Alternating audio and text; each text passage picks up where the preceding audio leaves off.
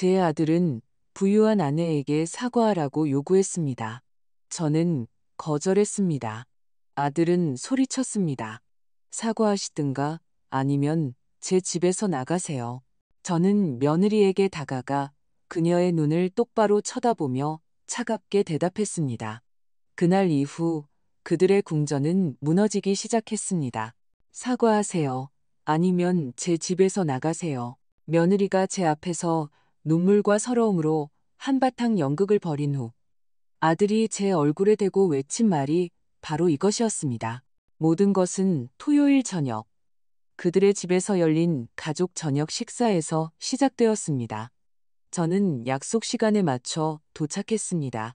며느리 최유진은 명품 드레스를 입고 값비싼 소파에 앉아 아들 준호가 곁에 있을 때만 짓는 그 특유의 미소를 띠고 있었습니다. 준호가 고개를 돌리자마자 그 미소는 전구처럼 꺼졌습니다. 식탁 분위기는 언제나처럼 어색했습니다. 유진은 쉴 새 없이 자신의 부유한 친구들, 해외여행, 그리고 최근에 준호가 사주었다는 새로운 보석에 대해 떠들어댔습니다. 500만 원짜리 목걸이야. 그녀는 제가 그 숫자를 똑똑히 기억하기를 바라는 듯 한 번, 두 번, 세 번이나 반복해서 말했습니다. 마치 이 집안의 돈과 권력이 어디에 있는지를 제 코앞에 들이미는 것 같았습니다. 저는 말없이 식사하며 필요할 땐 고개를 끄덕이고 예의상 미소를 지었습니다. 어떻게든 말다툼에 빌미를 주지 않으려 애썼습니다.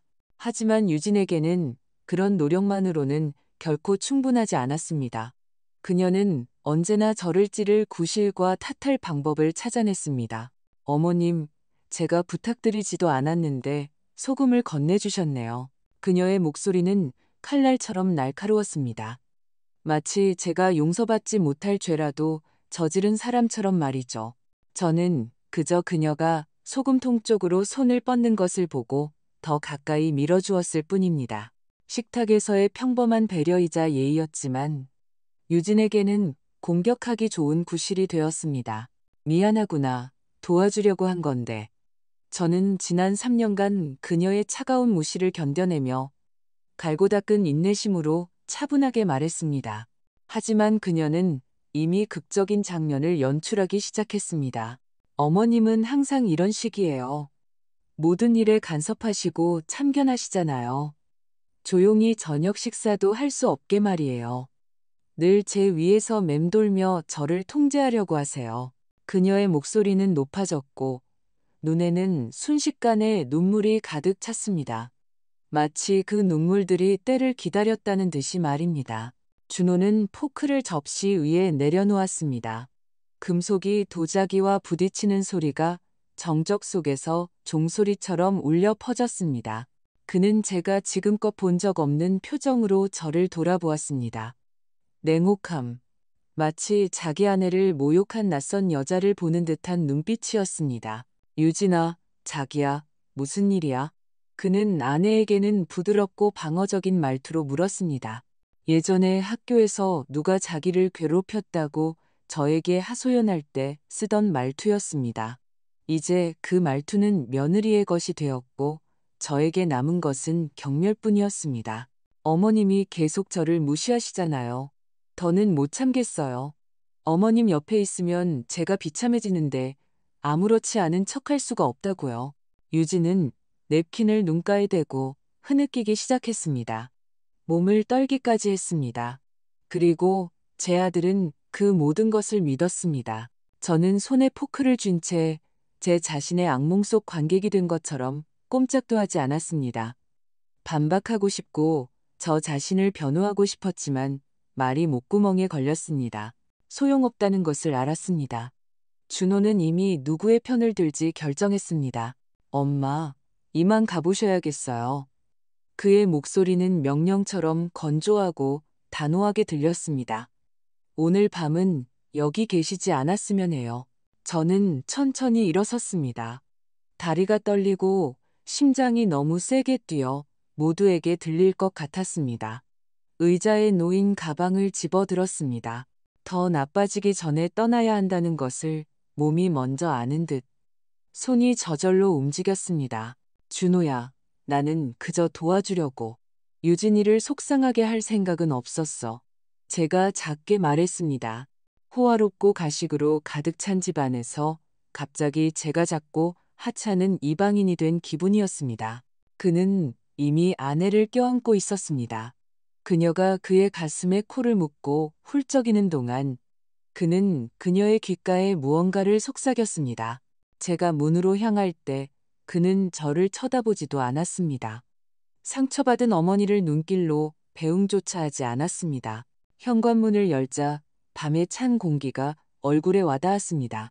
그때 등 뒤에서 그의 목소리가 들렸습니다. 항소할 권리도 없는 판결처럼 단호하고 최종적인 목소리였습니다. 엄마, 이제 더는 이렇게 못해요. 유진이 말이 맞아요. 엄마는 항상 간섭하세요. 유진이를 불편하게 만드신다고요. 다음 주 토요일에 오셔서 모두 앞에서 사과하세요. 손님들과 저녁 식사가 있을 거예요. 제대로 사과하시든지 아니면 다시는 오지 마세요. 저는 돌아섰습니다. 제 앞에는 남편이 떠난 후 저 혼자 키운 아들이 서 있었습니다. 그 아이를 좋은 학교에 보내기 위해 구제옷을 사입히고 두 탕씩 뛰며 일했던 제 아들이었습니다. 이제 그는 저를 골칫거리처럼 쳐다보는 남자가 되어 있었습니다. 사과하시든가 아니면 제 집에서 나가세요. 그가 반복했습니다. 그의 어깨 너머로 유진이 나타났습니다. 그녀는 더 이상 울고 있지 않았습니다. 그녀의 입가에 작고 희미한 미소가 스쳐 지나갔습니다. 저는 보았습니다. 승리의 미소, 제자리를 찾아줬다는 만족의 미소를. 저는 고개를 끄덕였습니다. 굴복해서도 그들의 주장에 동의해서도 아니었습니다. 그 순간 저는 결심했기 때문에 고개를 끄덕였습니다. 모든 것을 바꿀 결심을. 만약 그들이 손님들 앞에서 제 사과를 원한다면 저는 갈 것입니다. 하지만 그것은 그들이 기대하는 사과가 아닐 것입니다. 아들의 사랑을 되찾기 위해 애원하는 고개 숙이고 떨리는 목소리의 어머니가 아닐 것입니다. 알겠다, 준호야. 토요일에 가서 유진이 앞에서 이야기할게. 저는 담담하게 말했습니다. 너무나 담담해서 그의 눈에서 잠시 스치는 의심의 그림자를 볼 수 있었습니다. 하지만 이미 늦었습니다. 그는 스스로 자신의 판결문에 서명한 셈입니다. 저는 눈물 없이 꼿꼿한 등을 보이며 나왔습니다. 눈물은 나중에 제 아파트의 어둠 속에서 흘릴 것입니다. 여기 그들 앞에서는 아닙니다. 그들에게 그런 기쁨을 줄 수는 없습니다. 거리는 텅 비어 있었습니다. 버스 정류장까지 걸어갔습니다. 바람이 얼굴을 때렸지만 거의 느껴지지 않았습니다. 머릿속에서는 이미 연결고리, 기억들, 말하지 못했던 것들, 이제는 잡아당겨야 할 가느다란 실들이 작동하기 시작했습니다. 저는 유진이 아무도 모를 거라고 생각했던 것들을 알고 있었습니다. 저는 보고, 들었고, 침묵했습니다. 너무 오랫동안. 버스가 왔습니다. 저는 맨 뒷자리에 앉아 창밖으로 뻗어나가는 도시의 불빛을 바라보았습니다. 사람들은 각자의 삶을 살아가고 있었습니다. 평범한 일상. 그런데 67의 제 삶은 갑자기 무너져 내리고 있었습니다. 동시에 오랫동안 잊고 지냈던 감정이 속에서 피어올랐습니다. 결단력. 다음 주 토요일은 김영숙이 교활한 여자와 돈의 눈이 먼 아들 앞에서 무릎 꿇는 날이 아닐 것입니다. 그날은 진실이 밝혀지는 날, 모두가 최유진이라는 여자의 본 모습을 보게 되는 날이 될 것입니다. 제 아들이 자기 어머니를 모욕한 대가를 깨닫게 되는 날이 제 아파트에 도착해 문을 닫고 어두운 현관에 잠시 서 있었습니다. 그리고 지난 3년 만에 처음으로 작고 씁쓸하지만 진정한 미소를 지었습니다. 이제 저에게는 목표와 계획이 있었고 아무도 저를 막을 수 없을 것이기 때문입니다. 지금은 고요함, 창밖의 밤, 그리고 제 골은 숨소리뿐입니다. 앞으로 다가올 토요일과 그들이 결코 좋아하지 않을 저의 사과가 기다리고 있습니다. 예전에 저와 준호는 떨어질 수 없는 사이였습니다. 아들은 스스로 저를 찾았고 모든 것을 털어놓았습니다. 기쁨, 두려움, 꿈까지도. 아들의 생일인 3월 29일을 기억합니다.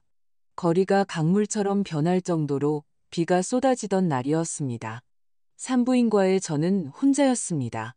아이 아빠는 임신 사실을 알고 2달 전에 떠났습니다. 준비가 안 됐고 언젠가는 이해할 거라고 말했습니다. 저는 끝내 이해하지 못했지만 제품에 작은 아기를 안겨주었을 때 아이가 까만 눈을 살짝 떴고 저는 다른 것을 깨달았습니다. 제 평생 이것만으로도 충분하다는 것을요. 초반 몇 년은 힘들었습니다. 낮에는 세탁소에서 일하고 밤에는 사무실 청소를 했습니다. 하루에 4시간, 때로는 그보다 적게 잤습니다. 하지만 집에 돌아와 아기 침대에서 웃고 있는 아들을 보면 피로가 녹아내리고 고통이 사라졌습니다. 저는 중요한 무언가를 만들고 있었습니다.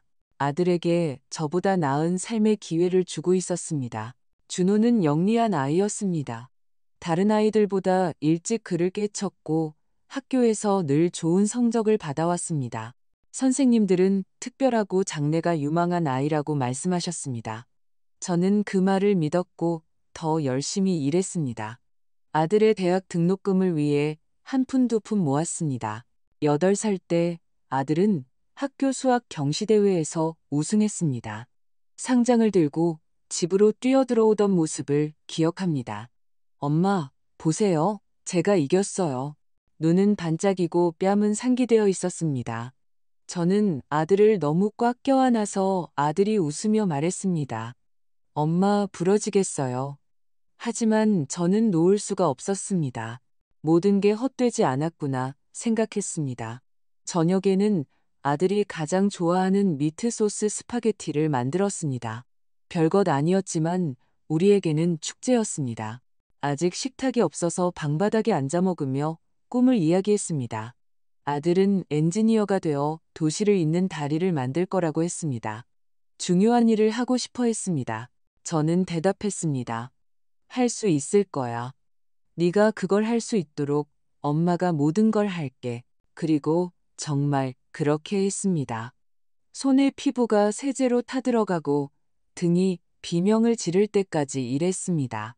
여윳돈은 모두 아들의 학자금 통장에 넣었고 추가 근무는 제 빚으로 남았지만 아들의 미래를 위한 길이었습니다. 사춘기 시절 우리는 더욱 가까워졌습니다. 아들은 여자아이들, 친구들, 자신의 고민에 대해 이야기했습니다.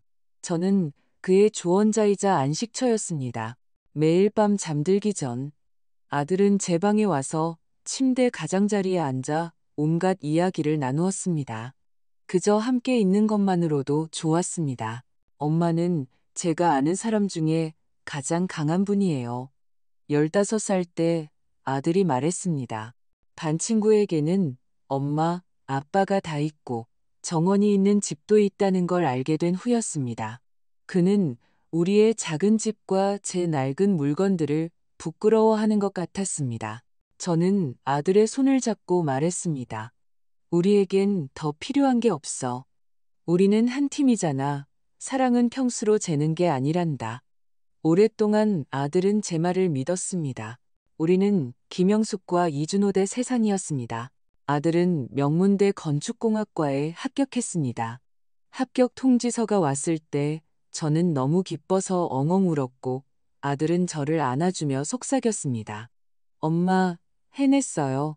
이제부터는 더 나아질 거예요. 정말로 그 후 삶은 나아졌습니다. 아들은 우수한 성적으로 졸업하고 좋은 회사에 취직했습니다. 우리가 함께 벌었던 것보다 훨씬 많은 돈을 벌기 시작했습니다. 첫 월급을 받은 날, 아들은 저와 함께 축하했습니다. 우리에게는 비싼 레스토랑에 저를 데려갔습니다. 이건 다 엄마를 위한 거예요. 아들은 웨이터에게 와인, 전체 요리, 디저트까지 주문했습니다. 계산서에는 약 30만 원이 찍혔습니다. 저는 너무 사치스러워서 어색했지만 아들은 저를 대접할 수 있다는 사실에 자랑스러워하며 빛나고 있었습니다. 그는 식탁 너머로 제 손을 잡고 말했습니다. 엄마가 저를 위해 해주신 모든 것 절대 잊지 않을게요. 저는 그 모든 말을 기억했습니다. 그녀가 나타나기 전까지 그게 마지막으로 진심이 담긴 말이었기 때문입니다. 취직 후 첫 몇 년간 아들은 일요일마다 저를 찾아왔습니다. 일요일은 우리의 날이었습니다. 함께 밥을 먹고 영화를 봤습니다. 아들은 프로젝트, 건설 현장, 상사들에 대해 이야기했습니다. 낡은 냉장고가 고장나자 새 것을 사주었고, 제가 힘들었던 달에는 관리비를 내주었습니다. 그는 세심하고 따뜻했으며 곁에 있어 주었습니다. 제가 집을 사면 엄마를 모시고 살 거예요. 아무 걱정 안 하시게 할게요. 엄마가 저를 돌봐주셨던 것처럼 이제 제가 엄마를 돌볼 거예요. 저는 믿었습니다. 당연히 믿었죠. 제 아들이니까요. 제가 평생을 바친 아이니까요. 그러다 최유진이 나타났습니다. 어떤 비즈니스 컨퍼런스에서 만났다고 했습니다. 좋은 집안 출신의 인맥, 영향력, 돈, 우리에게는 없던 모든 것을 가진 여자였습니다. 3개월 후 준호는 토요일 오후에 그녀를 저에게 데려왔습니다. 엄마, 특별한 사람을 소개해주고 싶어요. 그의 목소리에는 어릴 적 상장을 보여주러 달려왔을 때처럼 설렘과 기쁨이 가득했습니다. 문을 열자 문 앞에 유진이 서 있었습니다. 명품 드레스, 비싼 구두, 향수는 분명 저렴한 것이 아니었습니다. 그녀의 향수 한 병 값이 제 월세의 절반은 될 것 같았습니다. 그녀는 정중하게 미소 지었지만 눈은 순식간에 저를 훑어보았습니다. 저를 측정하고 조용한 판결을 내렸습니다. 초라하고 늙고 가난하군. 만나서 반가워요, 영숙 씨. 그녀가 말했습니다. 어머님도 준호 씨 어머님도 아니었습니다. 마치 우리가 동갑내기 친구라도 되는 것처럼 그냥 영숙 씨였습니다. 그녀는 들어와서 제 방을 둘러보았습니다. 말없이 모든 것을 말해주는 그 눈빛으로요. 좁고 촌스럽고 늙은이 같네. 저는 커피를 내리고 특별히 사온 과자를 꺼내며 대화를 시도했습니다. 유진은 짧고 건조하게 대답하며 시계를 쳐다보았습니다. 준호가 부탁했기 때문에 억지로 참고 있다는 듯이. 그리고 준호는 눈치채지 못하거나 못 본 척했습니다. 그는 최면에 걸린 사람처럼 그녀 옆에 앉아 있었습니다. 평생 아무것도 그렇게 본 적이 없는 눈으로 그녀를 바라보았습니다. 어쩌면 정말로 그에게 그녀는 전해 본 적 없는 존재였을지도 모릅니다. 유진은 그가 이전까지 밖에서만 엿보던 세계로 들어가는 입장권을 약속하는 것 같았습니다. 돈, 지위, 그들만의 세상. 그 방문 이후 모든 것이 변하기 시작했습니다. 처음에는 눈치채지 못할 정도로 아주 천천히. 그는 우리의 일요일 약속을 취소하기 시작했습니다. 유진이네 부모님과 저녁 약속, 회사 행사, 유진이를 데려다 줘야 해서 언제나 이유가 있었습니다. 언제나 어머니보다 더 중요한 무언가가 있었습니다. 전화는 뜸해지고 방문은 더욱 멀어졌습니다. 그리고 그가 올 때면 그는 이미 다른 사람이 되어 있었습니다. 말투도 옷차림도 달라졌고 시선도 변했습니다. 마치 자신이 나온 곳을 갑자기 부끄러워하는 것처럼, 마치 제가 그가 있고 싶은 삶을 상기시키는 존재가 된 것처럼. 저는 기다렸습니다. 지나갈 거라고 생각했습니다. 새로움이 가라앉으면 아들이 돌아올 거라고. 자신이 아무것도 없었을 때 누가 곁에 있었는지 기억할 거라고. 누구를 위해 제가 직장에서 자신을 불태웠는지 기억할 거라고. 저는 틀렸습니다. 그러던 어느 드문 일요일, 아들이 들어왔습니다. 눈에는 빛이, 얼굴에는 소년 같은 미소가 있었습니다. 저는 직감했습니다. 지금 중요한 말을 할 것이라는 것을. 엄마. 그가 숨을 내쉬며 의자 끝에 앉았습니다. 저 유진이랑 결혼해요. 기뻤다고 말하면 거짓말일 겁니다. 가슴이 꽉 막혔지만 저는 미소 지으며 아들을 안아주었고 어머니가 해야 할 모든 말을 해주었습니다. 결혼식은 화려했고 심지어 과했습니다. 하룻밤 연회장 대관료가 6만 원은 좋게 될 것 같았습니다. 장미와 난초로 뒤덮인 꽃장식, 5단 케이크, 모든 것이 보세요. 우리가 얼마나 멋지게 사는지 라고 외치는 것 같았습니다. 저는 식장에 들어서자마자 제가 이곳에 어울리지 않는다는 것을 느꼈습니다. 제 드레스는 단순하고 단정했고 할인할 때 산 것이었습니다. 머리는 직접 했고 신발은 낡았지만 편안했습니다. 주인은 온통 화려한 분이었습니다. 유진의 부모님은 차갑고 정중하게 저를 맞았습니다. 그녀의 어머니는 마치 더러운 것을 만진 것처럼 제 손을 잡았고 아버지는 제 눈을 쳐다보지도 않았습니다. 친척들은 형식적으로 고개를 끄덕이고는 사라졌습니다. 신랑의 어머니인 저는 투명인간이 되었습니다. 제 쪽 하객은 거의 없었고 이런 연애를 감당할 수도 없었습니다. 그래서 저는 예식 내내 맨 앞줄에 혼자 앉아 있었습니다. 연회에서는 저를 가장 끝자리 아무도 모르는 사람들과 함께 앉혔습니다. 준호가 춤을 추자고 다가왔습니다. 엄마, 아름다우세요. 그가 말했습니다. 그는 친절함에서 나온 거짓말을 했고 저는 솔직히 그 점이 고마웠습니다. 우리는 한 곡을 췄습니다. 울지 않으려고 애썼습니다. 그는 속삭였습니다. 모든 것에 감사해요. 저는 입을 열 용기가 나지 않아 고개만 끄덕였습니다. 말을 하면 무너져 내릴 것을 알았기 때문입니다. 결혼 후 모든 것이 더 빠르게 진행되었습니다. 그들은 강남의 고급 빌라 단지에 있는 큰 집으로 이사했습니다. 물론 유진의 명의였습니다. 신혼여행 일주일 후 저는 선물을 들고 찾아갔습니다. 소박하지만 예쁜 식기 세트, 제 형편에 맞는 것이었습니다. 유진은 제 앞에서 포장을 뜯고 접시를 뒤집어 브랜드를 확인하더니 눈동자 없는 그 미소를 지었습니다. 좋네요, 영숙 씨. 간단한 거 먹을 때 쓰면 되겠어요. 저희는 고급 자기 세트가 있거든요.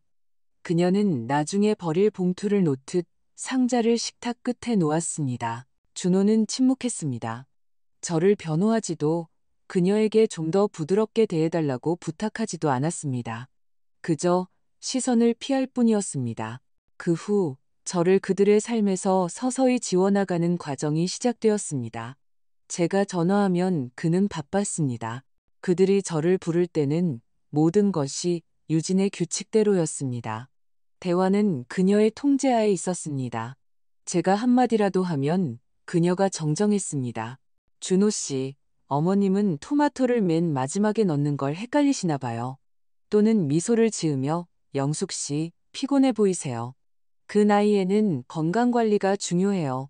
그녀는 형식적으로는 걱정이지만 본질적으로는 가시돋친 말을 하는데 능숙했습니다. 저는 예의를 차리는 척 미소를 지으며 그들의 얇은 찻잔에 담긴 차를 마시고 못 들은 척했습니다. 준호는 침묵하거나 심지어 웃기까지 했는데 그것이 가장 고통스러웠습니다. 어느 방문 때 저는 모든 사진이 바뀐 것을 알아차렸습니다. 예전에는 준호의 어린 시절 사진, 제가 그들에게 준 우리 둘의 사진이 선반에 있었습니다. 이제는 그들 둘뿐이었습니다. 결혼식, 여행, 과거가 없는 완벽한 삶. 여기 있던 사진들은 어디 갔니? 저는 최대한 평온하게 물었습니다. 치웠어요. 유진이가 인테리어를 새로 했거든요. 준호는 핸드폰에서 눈을 떼지 않고 말했습니다. 매번 방문은 작은 굴욕으로 변했습니다. 그럼에도 저는 갔습니다. 아들이 알아주기를 바라면서 그는 보지 못했습니다. 어느 날 저는 전화 없이 찾아갔습니다. 그 순간부터 제가 실수했다는 것을 깨달았습니다. 문을 연 것은 유진이었습니다. 얼굴에는 순수한 짜증이 서려 있었습니다. 영숙 씨, 저희가 기다리지 않았는데요. 준호를 보고 싶어서 3주나 못 봤구나. 저는 너무나 부드럽게 말했습니다. 제 자신이 낯설게 느껴질 정도였습니다. 그 사람 중요한 화상회의 중이에요. 방해하면 안 돼요. 그녀는 이미 문을 닫고 있었습니다. 저는 발을 문틈에 끼워 넣었습니다. 비참한 행동이었지만 그때는 아무것도 상관없었습니다. 잠깐만이라도 제발. 유진은 깊은 한숨을 쉬었습니다. 현관에서 기다리세요. 집 안으로 들어오라는 말은 없었습니다. 저는 이웃들이 지나가며 곁눈질하는 동안 낯선 사람처럼 서 있었습니다.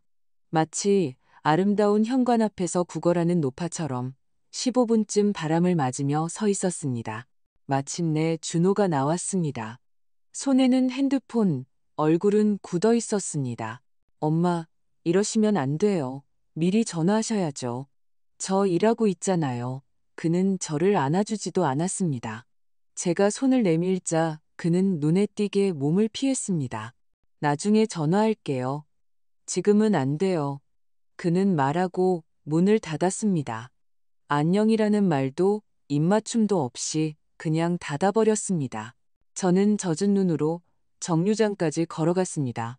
버스 안에서 울었습니다. 사람들은 못 본 척했습니다. 집에서 눈물이 마를 때까지 울었습니다. 그리고 그때서야 깨닫기 시작했습니다. 이것은 단지 유진의 성격 문제가 아니라는 것을. 저는 체계적이고 차분하고 냉정하고 의도적으로 밀려나고 있었습니다. 그 후로는 거의 전화하지 않았습니다. 닫힌 문을 두드릴 힘이 더는 없었습니다. 하지만 침묵은 더욱 나빴습니다. 일주일, 2주일, 그리고 바로 그 침묵 속에서 며칠 후 도심 한복판에서 저는 그녀를, 유진을 보게 될 것입니다. 혼자가 아니었습니다. 그리고 그녀가 하고 있는 일은 저로 하여금 영원히 침묵을 깨게 만들 것입니다. 그 화요일, 저는 연금을 받고 공과금을 내기 위해 은행에 갔습니다. 1시간 정도 걸리는 일이었습니다. 밖으로 나와 몸을 녹이려 도심의 한 카페에 들어가기로 했습니다. 고개를 드는 순간 저는 숨을 멈췄습니다. 맞은편 문에서 유진이 나오고 있었습니다. 혼자가 아니었습니다. 옆에는 잘 차려입은 젊은 남자가 있었습니다. 그리고 그들은 단순한 업무상 지인이 아니라 공동의 비밀을 가진 사람들처럼 대화하고 있었습니다. 저는 광고판 뒤로 몸을 숨겼습니다. 눈을 마주치고 억지로 반가운 척하고 싶지 않았습니다. 남자가 서류철을 꺼내자 유진은 그것을 열어 빠르게 훑어보고 고개를 끄덕였습니다. 그러고는 가방에서 봉투를 꺼내 그에게 건넸습니다. 모든 것은 순식간에 일어났습니다. 그 교환을 하기 전에 그녀는 마치 증인을 두려워하는 사람처럼 주위를 둘러보았습니다. 그들이 헤어진 후에도 저는 5분쯤 더 서서 생각했습니다. 어쩌면 변호사일지도 몰라. 업무 서류일 수도 있지. 저는 무해한 설명을 찾으려 했었지만 뱃속에서는 불길한 예감이 들었습니다. 수상해. 너무나도 자기적이야. 저는 혼잣말을 하고는 경계심을 품은 채 집으로 향했습니다. 밤새 잠을 이루지 못했습니다. 그 짧은 장면을 머릿속에서 되풀이했습니다. 봉투, 서류, 주위를 살피던 그녀의 눈빛. 그리고 문득 깨달았습니다. 만약 제가 또다시 침묵한다면 아들을 완전히 잃게 될 것이라는 것을. 아침에 박 여사에게 전화했습니다. 여사님, 도움이 필요해요. 제가 뭔가를 본 것 같아요. 그녀는 말없이 듣기만 하다가 한숨을 쉬었습니다. 조심해요, 김 여사. 잘못 휘말리면 누구에게도 좋을 거 없어요. 하지만 마음먹었다면 제 조카 중에 강철수라고 사설 탐정이 있어요. 영화에 나오는 그런 건 아니고 불륜이나 소액 사기 같은 걸 주로 다루죠. 파고드는 데는 선수예요. 이틀 후 저는 준호와 유진이 사는 동네에서 멀리 떨어진 카페에서 강철수 씨와 만났습니다. 위험을 감수하고 싶지 않았습니다. 그는 40대쯤 되어 보였고 시선은 단호했고 말투는 사무적이었습니다. 처음부터 다 말씀해 주세요. 그가 말했습니다. 저는 유진이 어떻게 나타났는지, 어떻게 서서히 저를 밀어냈는지, 준호의 시선과 말투가 어떻게 변했는지, 그리고 그 화요일에 그 남자와 봉투를 든 그녀를 어떻게 보게 되었는지 모두 이야기했습니다. 알겠습니다. 강철수 씨가 고개를 끄덕였습니다. 미리 말씀드리지만 시간이 좀 걸리고 비용도 들 겁니다. 조사를 시작하려면 최소 200만 원이 필요합니다. 확인, 미행, 공개 데이터베이스 조회, 지뢰 등이 필요하니까요. 200만 원. 그것은 비상시에 쓰려고 모아둔 제 돈의 거의 전부였습니다. 약값, 갑작스러운 이사 비용 같은 것들. 하지만 저는 이미 알고 있었습니다. 아들을 잃는 것보다 더 나쁜 일은 없다는 것을. 부탁드립니다. 그렇게 해주세요. 제가 말했습니다. 그는 돈을 조심스럽게 봉투에 넣고 주소, 이름, 전화번호를 적었습니다. 2주간 그들에게 전화하거나 대화를 시도하지 마세요. 평소처럼 행동하세요. 급한 일이 생기면 제가 연락드리겠습니다. 그리고 우리 둘이 함께 있는 모습을 누구에게도 보이지 않는 게 좋습니다. 2주가 2년처럼 길게 느껴졌습니다. 잠에서 깨면 이런 생각을 했습니다. 내가 괜한 상상을 하는 걸까? 모든 걸 망치는 악독한 시어머니가 되는 건 아닐까? 그러다가 닫힌 문 앞에서 본 준호의 얼굴과 유진의 차가운 목소리를 떠올리면 의심은 사라졌습니다. 저는 요리를 하고 성당에 가고 박 여사를 만나며 살아있는 척했지만 속으로는 전화를 기다렸습니다. 전화는 목요일 오후에 울렸습니다. 김영숙 여사님, 강철수입니다. 드릴 말씀이 있습니다. 심각한 걸 좀 찾아냈습니다. 그의 목소리는 차분했지만 무거웠습니다. 오늘 7시 같은 곳에서 뵙죠. 저는 일찍 도착해서 가장 안쪽 자리에 앉았습니다. 손이 말을 듣지 않아 깍지를 끼었다가 테이블 밑으로 숨겼다가 했습니다. 강철수 씨는 약속 시간에 맞춰 들어와 인사하고 두껍고 무거운 서류철을 테이블 위에 올려놓았습니다. 표지에는 깔끔하게 정리된 파일들이 보였습니다. 순서대로 보시죠. 그가 첫 페이지를 넘기며 말했습니다. 그 순간 저는 더 이상 돌아갈 길이 없다는 것을 깨달았습니다. 강철수 씨는 서류철을 열고 차분하게 말했습니다. 항목별로 살펴보겠습니다. 김영숙 여사님. 맨 위에는 계약서 사본, 거래 내역서, 대화 내용 출력물이 있었습니다. 그가 첫 번째 파일을 제 쪽으로 밀었습니다. 1년 전 최유진 씨는 이준호 씨를 설득해 모든 저축을 투자하게 했습니다. 약 2억 원에 달하는 금액입니다. 그는 투자 계약서에 서명했습니다. 겉보기에는 50대 50 파트너십 계약처럼 보입니다. 하지만 여기 아주 작은 글씨로 된 조항이 있습니다. 강철수 씨가 한 줄을 손가락으로 가리켰습니다. 이혼 시 모든 자산은 그녀에게, 오직 그녀에게만 귀속됩니다. 귀에서 윙하는 소리가 났습니다. 준호가 이걸 읽었을까요? 제가 물었습니다. 그녀의 말을 믿고 서명한 것 같습니다. 게다가 이 돈은 공동 프로젝트에 들어가지 않았습니다. 거래 내역을 보면 돈은 그녀의 개인 계좌로 이체되었고 거기서 그녀 가족의 빚을 갚는 등 다양한 용도로 사용되었습니다. 그가 페이지를 넘겼습니다. 더 많은 거래 내역서가 있었습니다. 은행, 신용카드, 연체 기록. 최유진 씨 아버지의 사업이 3년 전에 망했습니다. 집은 담보로 잡혔고 총 부채가 약 10억 원에 달합니다. 빚으로 살고 있는 겁니다. 겉은 화려하지만 실상은 연기죠. 저는 두 손으로 찻잔을 감싸쥐었습니다. 손이 떨리는 것을 막기 위해서였습니다. 준호는 알고 있나요? 아니요. 그는 멋진 보고서만 보고 있습니다. 모든 것이 성장하고 수익이 나고 있다는 내용이죠. 참고로 그 보고서들은 세무서용이 아니라 부엌에서 대화할 때나 보여줄 법한 수준입니다. 그리고 이건 대화 내용입니다. 강철수 씨가 스크린샷들을 꺼냈습니다. 유진이 그녀의 어머니, 친구들과 나눈 대화였습니다. 그가 종이들을 놓았습니다. 저는 속삭이듯 소리내어 읽었습니다. 남편은 믿을만해, 돈은 잘내, 가족은 방해 안 돼, 시어머니는 방해물. 조심스럽게 전화 못하게 길들여야지. 눈물이 먹히더라. 중요한 건 이 태도를 유지하는 거야. 저는 고개를 들었습니다. 이건 제 얘기인가요? 네, 그리고 아드님에 대한 얘기도 있습니다. 거의 다 넘어왔어. 엄마가 유해하다고 스스로 인정하게만 하면 돼. 강철수 씨는 종이들을 옆으로 밀었습니다. 비열한 수법이지만 전형적인 방식입니다. 저는 침묵했습니다. 말이 목구멍에 걸렸습니다. 카페 안의 공기가 끈적해지는 것 같았습니다. 이걸로 제가 뭘 어떻게 해야 하죠? 마침내 제가 물었습니다. 가장 어려운 것은 이준호 씨에게 이 사실을 납득시키는 겁니다. 그는 이미 당신을 믿지 않도록 훈련되었습니다.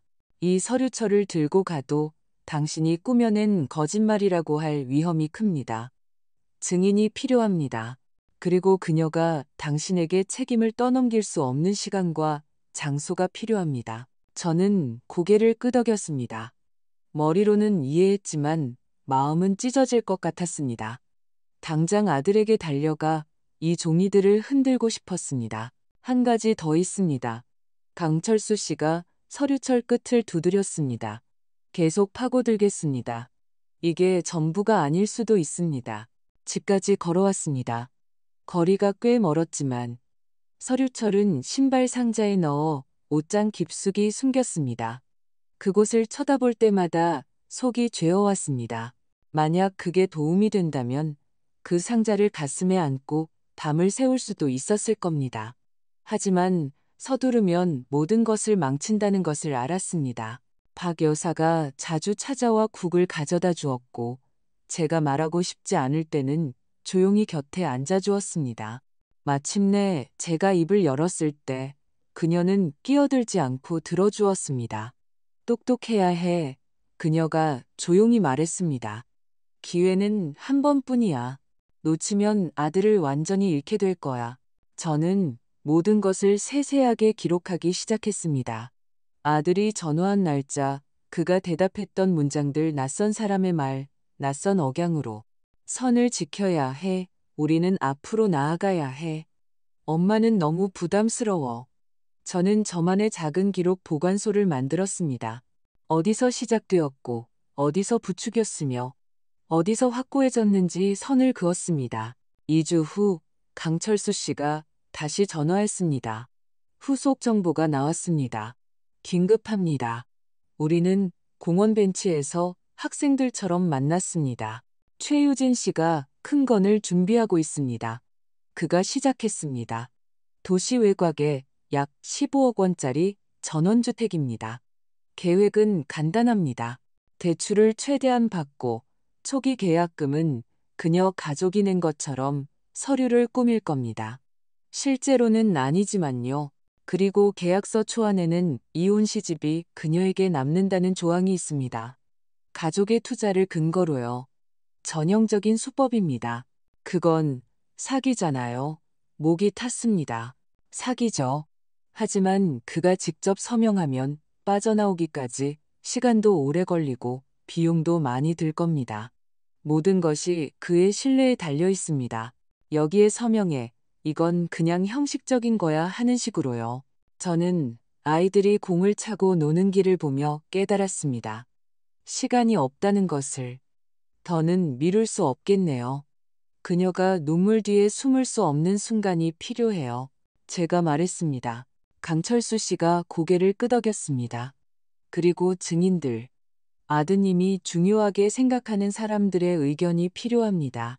저는 문 앞에서 들었던 준호의 차가운 목소리를 떠올렸습니다. 토요일에 와서 모두 앞에서 사과하세요. 그들의 저녁 식사는 이미 예정되어 있었습니다. 저녁, 손님들, 그녀의 무대. 저는 갑자기 깨달았습니다. 바로 그거다. 그들의 축제가 제 무대가 될 것입니다. 토요일에 그들 집에서 저녁 식사가 있어요. 저보고 사과하라고 불렀어요. 강철수 씨가 저를 유심히 쳐다보았습니다. 대담하시군요. 힘든 일이 될 겁니다. 아드님에게도요. 아드님에게는 무엇보다도 힘들겠죠.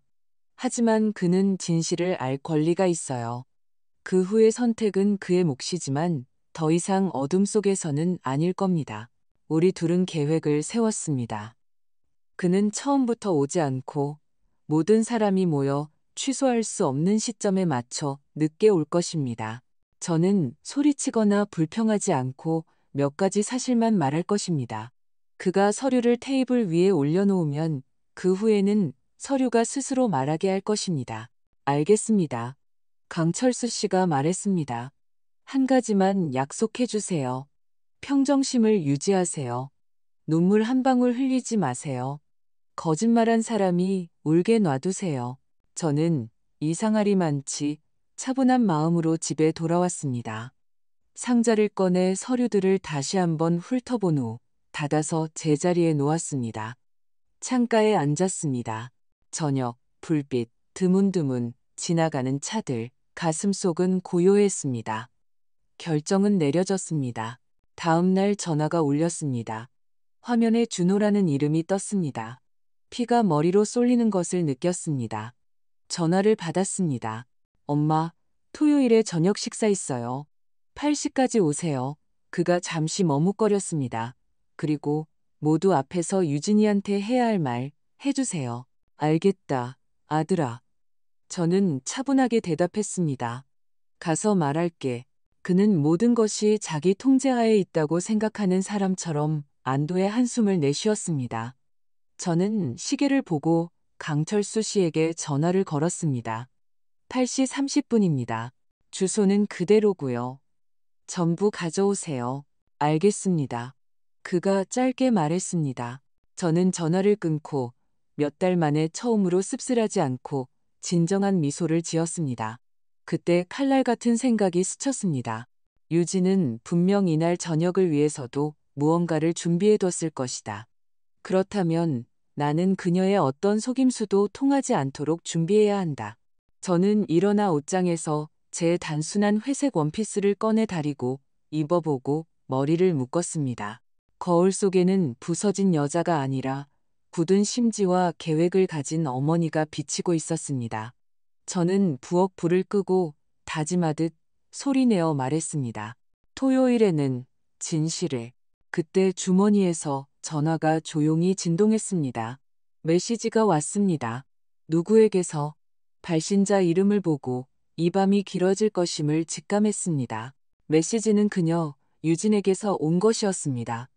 토요일 저녁 8시 정각에 뵙겠습니다. 손님들이 오실 겁니다. 제 뜻을 잘 이해하셨기를 바랍니다. 호칭도 없이 마치 지시처럼 짧았습니다. 저는 알겠습니다라고 답장했습니다. 남은 며칠 동안 저는 목소리를 아끼듯 조용히 살았습니다. 서류철을 꺼내 훑어보고 다시 집어넣었습니다. 불필요한 감정을 덜어내기 위해 한 문장씩 소리내어 연습했습니다. 너희가 나를 속상하게 했어. 같은 말도 눈물도 없이 오직 사실만을. 저녁에는 박 여사가 전화했습니다. 힘내요, 김 여사. 감정에 휩쓸리지 말고 할 말하고 침묵해요. 서류가 말하게 둬요. 알겠습니다. 준비됐어요. 제가 말했습니다. 토요일 아침 급한 일은 없었지만 일찍 잠에서 깼습니다. 샤워를 하고 머리를 단정하게 빗었습니다. 제 회색 원피스 딱 맞고 눈에 띄지 않는 바로 그 옷을 꺼냈습니다. 작은 귀걸이, 옅은 화장. 거울 속에는 꼿꼿한 등과 차분한 눈을 한 여자가 비치고 있었습니다. 가방에는 손수건, 안경, 그리고 길을 잃지 않기 위해 3개의 짧은 문장을 적은 종이를 넣었습니다. 강철수 씨에게 전화했습니다. 8시 30분입니다. 제가 상기시켰습니다. 그 시간에 도착하겠습니다. 그가 대답했습니다. 그리고 김영숙 여사님, 말을 시작하시면 누구도 끼어들게 하지 마세요. 중간중간 멈추세요. 그렇게 하겠습니다. 8시쯤 저는 그들의 집 앞에 도착했습니다. 대문, 조명, 낯선 과시적인 아름다움. 초인종을 눌렀습니다. 유진이 문을 열었습니다. 검은 드레스, 목에는 반짝이는 장신구, 얼굴에는 꿀처럼 달콤한 미소. 영숙 씨, 와주셔서 정말 기뻐요. 저녁 안녕, 제가 말했습니다. 집안은 시끌벅적했습니다. 웃음소리, 잔부딪히는 소리, 잔잔한 음악. 사람들은 무리지어 서서 프로젝트와 휴가에 대해 이야기했습니다. 비싼 음식 냄새가 났습니다. 저는 와인잔을 들었지만 마시지 않았습니다. 그저 손이 허전하지 않게 들고만 있었습니다. 준호가 다가와 동료에게 하듯 뺨에 가볍게 입을 맞췄습니다. 엄마, 와주셔서 다행이에요. 이리 와요. 소개해 드릴게요.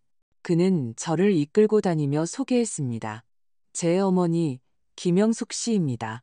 온기 없이 형식적으로 저는 고개를 끄덕이고 미소 지으며 평범한 말을 했습니다. 아들은 조금 떨어져 서서 이따금 핸드폰을 확인했습니다. 유진은 극장 주인처럼 홀을 누볐습니다. 청아하게 웃다가 누군가의 말을 정정해주고 시선을 끌기 위해 팔꿈치를 살짝 건드렸습니다. 두려움이 사라지는 것을 느꼈습니다. 그 자리에 명료함이 들어섰습니다.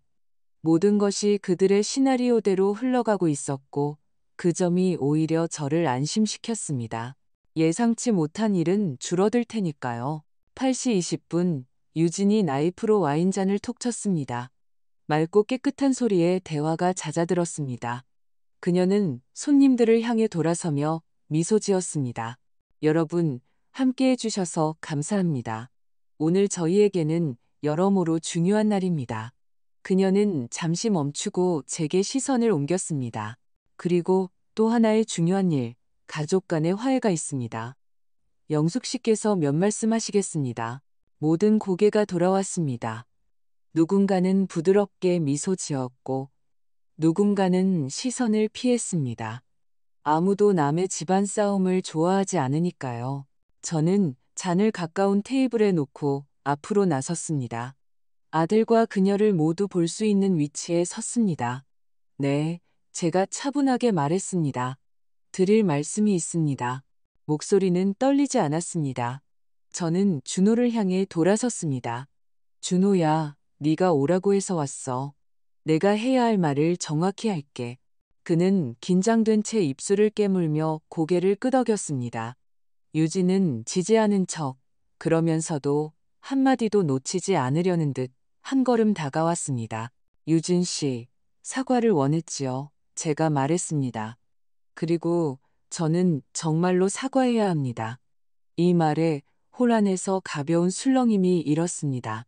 누군가는 이제 곧 끝나겠구나 하는 안도의 한숨을 쉬었습니다.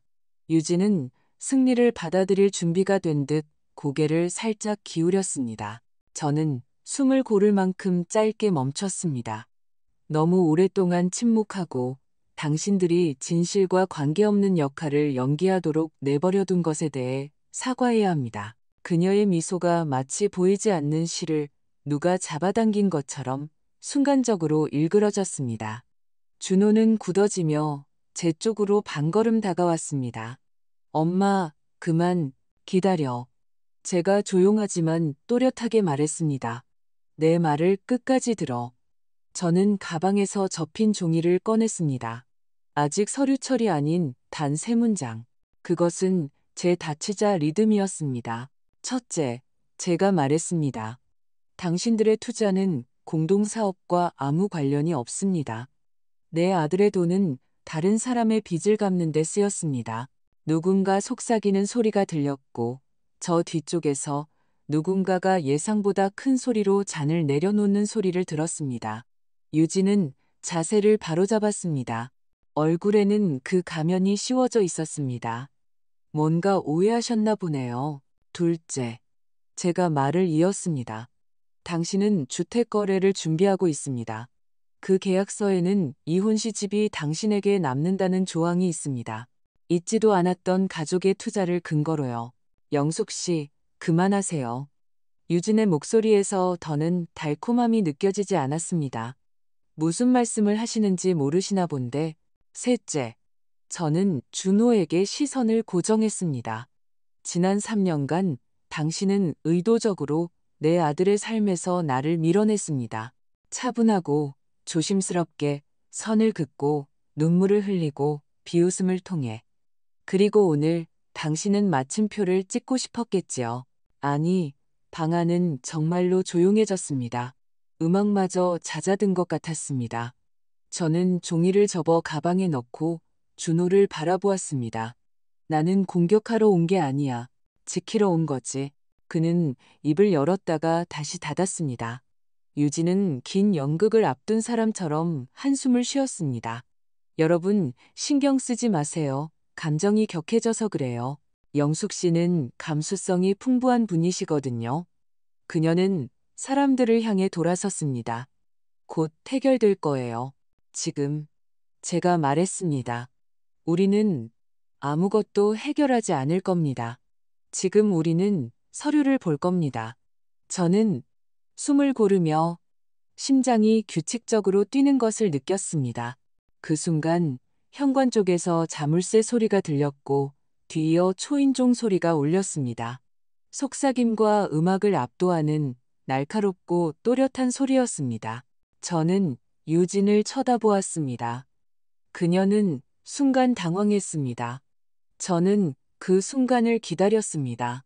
초인종 소리가 천장을 향해 쏘는 총성처럼 다시 울렸습니다. 제가 열게요. 손님 중 한 명이 말했습니다. 아니요. 준호가 말하고 직접 문으로 향했습니다. 저는 그들의 완벽한 거실 한가운데에 꼿꼿한 등과 빈손으로 서 있었습니다. 그리고 알았습니다. 지금 서류 가방을 든 남자가 들어올 것이고 그의 서류철 앞에서는 미소로도 눈물로도 변명할 수 없으리라는 것을. 준호가 문을 열자 익숙한 목소리가 들렸습니다. 강철수입니다. 늦은 방문 죄송합니다. 그는 주위를 둘러보지 않고 차분하게 들어왔습니다. 손에는 자물쇠가 달린 검은 서류철이 들려 있었습니다. 그는 저에게 고개를 끄덕이고 서류철을 큰 테이블 끝에 놓았습니다. 호라는 바늘 떨어지는 소리도 들릴 만큼 조용해졌습니다. 이게 다 뭐예요? 유진은 미소를 지으려 애썼지만 목소리에서는 금속성의 날카로움이 묻어나왔다. 서류입니다. 내가 말했다. 모두가 보게 될 겁니다. 강철수는 서류철을 열었다. 맨 위에는 계약서 사본과 거래 내역서가 있었다. 그는 첫 번째 장을 펼쳤다. 1년 전 투자 계약서입니다. 형식적으로는 파트너십이지만 실제로는 작은 글씨로 된 조항이 있습니다. 이혼 시 모든 자산은 최유진 씨에게 귀속된다. 그가 손가락으로 그 줄을 따라 그었다. 준호는 종이를 집어들었다. 오랫동안 읽었다. 입술이 움직이고 눈빛은 어두워졌다. 그의 손이 떨렸다. 그건 법적인 세부 조항일 뿐이에요. 유진이 조심스럽게 다가왔다. 변호사들이 보호 차원에서 그렇게 쓰는 거예요. 누구를 보호하기 위해서죠? 내가 물었다. 투자를 아니면 당신 자신을? 강철수는 다음 묶음을 내밀었다. 자금 흐름. 준호의 계좌, 유진의 계좌. 그녀 가족의 신용 대출 상환 내역. 총액은 약 2억 원. 공동자산은 형성되지 않았다. 손님 중 누군가가 시끄럽게 숨을 들이마셨다. 몇몇은 더 이상 숨기지 않고 핸드폰을 꺼내 들었다. 유진의 얼굴이 붉어졌다. 거짓말이에요. 그냥 계좌 이체일 뿐이라고요. 준호 씨, 뭐라고 말 좀 해봐요. 준호는 침묵했다. 서류를 보다가 강철수를 쳐다봤다. 다음, 그가 낮은 목소리로 말했다. 강철수는 페이지를 넘겼다. 대화 내용, 스크린샷. 여기 최유진 씨가 어머니, 친구들과 선긋기에 대해 논의하는 내용입니다. 눈물이 먹히더라. 시어머니는 방해물이야. 거의 다 넘어왔어. 엄마가 유해하다고 스스로 인정하게만 하면 돼. 그가 준호 앞에 종이들을 놓았다. 준호는 첫 문장을 읽고는 마치 의자가 무너져 내리는 것처럼 깊숙이 주저앉았다. 말도 안 돼. 유진이 날카롭게 말했다. 아무것도 증명 못해요. 스크린샷 같은 건 얼마든지 조작할 수 있어요. 출처는 시간과 IP 주소로 추적 가능합니다. 강철수가 차분하게 대답했다. 그리고 이게 다가 아닙니다. 나는 종이 한 장을 들어 모두가 들을 수 있도록 또렷하게 읽었다. 그 노인네가 또 전화도 없이 찾아왔어. 보고 싶다나 준호가 바쁘다고 둘러대야 했어. 모두 앞에서 한바탕에서 그가 깨닫게 해야지. 그녀냐, 나냐? 주변에서 웅성거리는 소리가 커졌다. 집안은 음식 냄새 대신 시큼한, 어쩌면 수치심 같은 냄새로 가득 찼다. 농담이에요. 농담. 유진이 비명을 질렀다. 문맥에서 잘라낸 거라고요. 이게 무슨 문맥인데? 준호가 조용히 물었다. 무슨 문맥이냐고, 유진아? 그는 눈을 깜빡이지 않고 쳐다봤다. 그녀는 시선을 피했다. 다음으로 넘어가죠. 강철수가 말했다. 집입니다. 15억 원짜리 주택담보대출 계획서. 배우자 가족의 투자를 고려하여 이혼 시 주택은 배우자에게 귀속된다는 조항이 있는 계약서 초안입니다. 여기 부동산 중개인과의 대화 내용도 있습니다. 남편 신용기록이 아주 좋습니다. 최대한도로 납입할 준비가 되어 있습니다. 그리고 여기 가족이 냈다는 계약금 영수증입니다. 그녀 어머니의 서명과 일치하지만 날짜가 자금 흐름과 맞지 않습니다. 위조입니다. 그만해요. 유진이 손바닥으로 테이블을 내리쳤다. 이건 모함이에요. 준호 씨, 저 여자가 당신을 부추기는 거라고요. 그냥 할 일이 없어서 저러는 거예요. 우리를 위해서? 그가 갑자기 조용히 물었다. 내 주머니에서 돈이 빠져나가 내 가족 빚을 갚는 게 우리를 위한 거야? 내 과거가 담긴 사진들을 집에서 치워버리는 게 우리를 위한 거야? 내 어머니가 화상회의에 방해된다고 현관에 서 계시게 하는 게 우리를 위한 거냐고. 그의 목소리는 소리치지 않았지만 평온에서 더 무서웠다. 유진이 그에게 다가가려 했지만 그는 한 걸음 물러섰다. 나 설명할 수 있어요. 그녀가 숨을 삼키며 말했다. 당신이 이해 못하는 거예요. 당신 엄마가 간섭하고 압박한다고요. 그 여자는 강철수 씨, 보여주세요. 내가 말했다. 그는 준호에게 또 다른 종이를 건넸다. 준호는 그것을 읽고 잠시 눈을 감았다. 거의 다 넘어왔어. 내가 시키는 대로 해. 집 계약서에 서명만 하면 선을 완전히 그을 수 있을 거야. 네가 쓴 거야? 그가 그녀에게 눈을 들었다. 아니. 그녀가 속삭였다가 곧바로 더 큰 소리로 덧붙였다. 아니. 그건 누구라도 쓸 수 있잖아요. 여기 더 있습니다. 강철수가 그 옆에 이메일 한 통을 조용히 놓았다. 부동산 중개인과의 이메일. 날짜는 그저께였다. 거래는 다음 주에 진행하는 게 좋겠습니다. 남편은 월요일 오전 10시에 시간이 됩니다. 침묵이 끈적해졌다. 준호는 테이블 위에 손바닥을 짚었다. 손마디가 하얗게 질렸다. 월요일? 그가 물었다. 오전 10시? 네, 강철수가 대답했다. 당신 일정표에는 은행 미팅으로 기록되어 있었습니다. 손님 중 한 명인 윤소희 씨가 더는 예의를 차리지 않고 소리내어 말했다. 그럼 여행도 장신구도 전부 그 사람 돈이었던 거네? 상관할 바 아니에요. 유진이 외쳤지만 목소리는 갈라졌다. 다들 그렇게 살아요. 이게 정상이라고요. 아니, 준호가 말했다. 정상이 아니야. 정상은 거짓말하지 않는 거야. 그는 다시 스크린샷을 보았다. 내가 방해물, 노인네, 유해하다고 적힌 부분을. 그리고 그는 나에게 시선을 돌렸다. 그 눈에는 모든 것이 담겨 있었다. 상처, 분노, 혼란, 그리고 마치 오래 잊혔던 목소리가 깨어나는 듯한 무언가.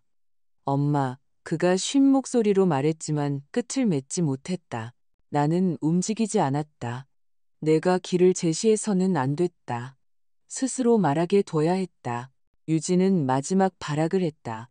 준호 씨, 제발 듣지 마. 이건 다 연극이야. 저 여자랑 저 사람이 전부 꾸민 거라고.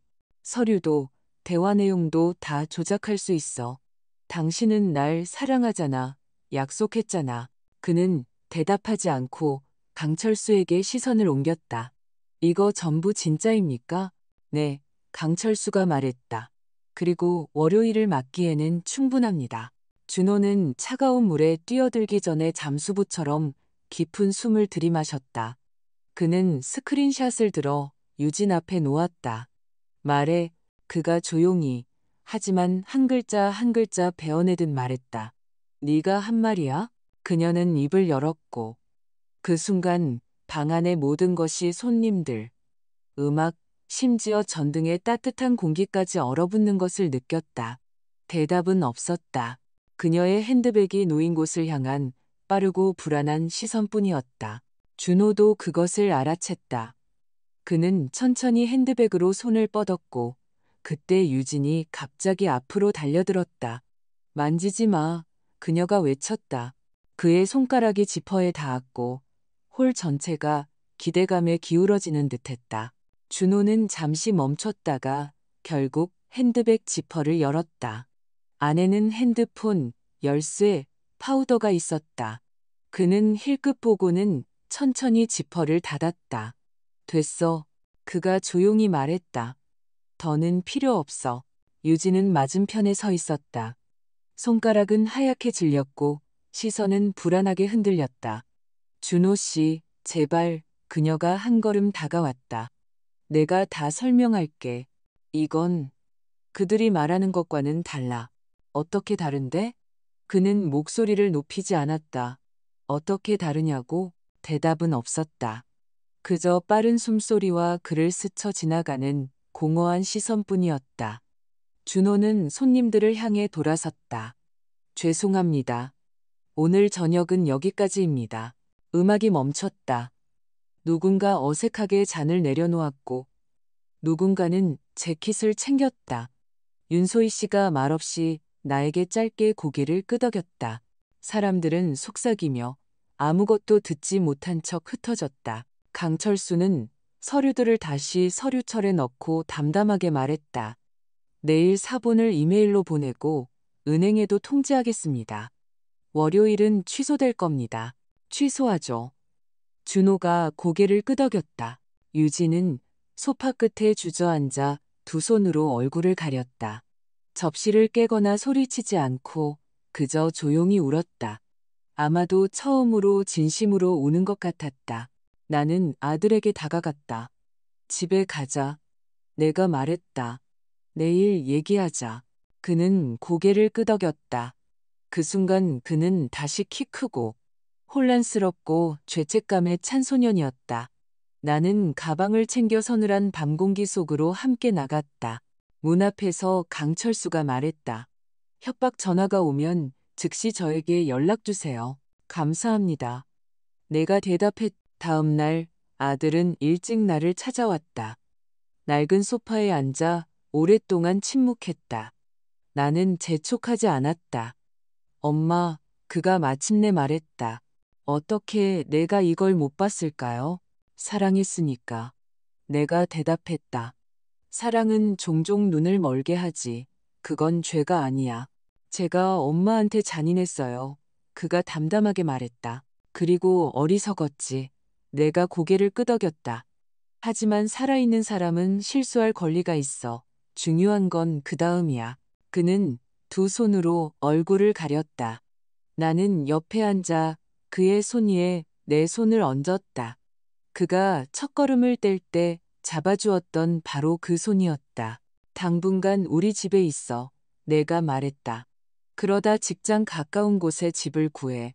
월요일에 은행 일은 취소하고 강철수 씨와 함께 이혼 소송을 시작하고 되찾을 수 있는 것들을 찾아야지.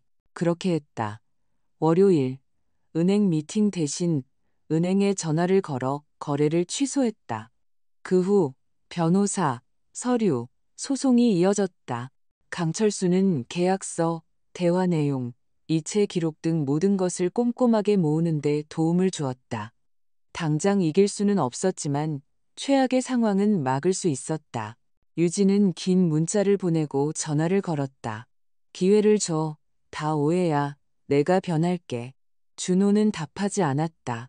어느 날 내가 그녀에게 전화했다. 유진 씨, 내가 차분하게 말했다. 이제부터는 법대로 합시다. 더는 전화하지 마세요. 그녀는 수화기 너머로 숨을 내쉬고는 전화를 끊었다. 유진의 가족은 소송과 인맥으로 위협하려 했다. 강철수는 그들에게 정중하게 서류 목록을 보내고 서류 위조에 대한 책임을 상기시켰다. 그러자 그들은 조용해졌다. 준호는 작은 원룸을 얻어 가방 몇 개와 컴퓨터를 옮겼다. 나머지는 아무것도 가져오지 않았다. 컵 하나도 원치 않는다고 했다. 저녁에는 나를 찾아왔다. 때로는 밤늦게까지 이야기했고, 때로는 그냥 조용히 앉아 있었다. 나는 그를 훈계하거나 설교하지 않았다. 필요한 말만 했다. 일요일에는 다시 우리의 점심 식사가 시작되었다. 나는 국을 끓이고 간단한 빵을 구웠다. 그는 마치 삶의 맛을 되찾으려는 듯 천천히 먹었. 어느 날 그는 상자를 들고 왔다. 창고에서 찾았어요. 그가 말했다. 그 여자가 숨겨놨더라고요. 상자 안에는 사진들이 있었다. 포대기에 쌓인 아기, 초등학교 입학식, 수학 경시대회, 졸업식, 대학교, 똑같은 목도리를 하고 바람을 맞으며 서 있는 우리 둘. 그는 손가락을 떨며 사진들을 넘겼다. 제 집에 걸어둘 거예요. 그가 말했다. 그리고 엄마 집에도요.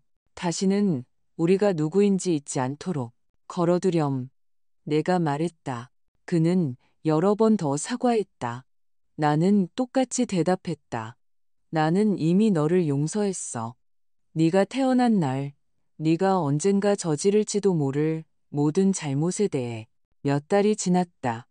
법적 절차는 느리게 진행되었다. 돈의 일부는 돌려받을 것 같았고, 일부는 그렇지 못했다. 그게 인생이다. 더 중요한 것은 그의 목소리에 내가 어린 시절부터 기억하던 그 따뜻한 음색이 다시 돌아왔다는 것이다. 소년이 아닌 어른 남자, 하지만 내 아들. 어느 날 시장에서 박 여사를 만났다. 그녀가 나를 안아주었다. 달라졌네, 김 여사. 얼굴이 평온해 보여. 더 이상 남의 죄를 짊어지고 살지 않으니까요. 내가 대답했다. 그리고 아들이 곁에 있고요. 그것만으로도 충분해요. 유진에 대해서는 거의 생각하지 않았다. 그녀가 부모님 댁으로 돌아갔고 사람들이 그녀에 대해 수군거린다는 소문을 들었다. 기쁘지도 안타깝지도 않다. 사람은 선택을 하고 그 결과와 함께 살아간다. 가끔 준호가 묻는다. 어떻게 그렇게 쉽게 용서할 수 있었어요? 쉽지 않았어. 나는 솔직하게 대답한다. 그냥 원망 속에서 살지 않기로 결정했을 뿐이야.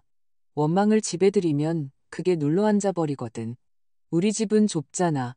우리는 웃고 차를 마신다. 그는 떠나고 하루 이틀 뒤에 다시 전화한다. 나는 그의 계획, 새로운 프로젝트에 대해 듣고 마지막에는 늘 하던 말을 한다. 해봐. 다만 네가 어디서 왔는지는 항상 기억하렴. 나는 67이다. 여전히 같은 작은 아파트에 산다. 평범한 옷을 입고 간단한 음식을 먹는다. 비싼 목걸이는 없지만 그보다 더 소중한 것이 있다.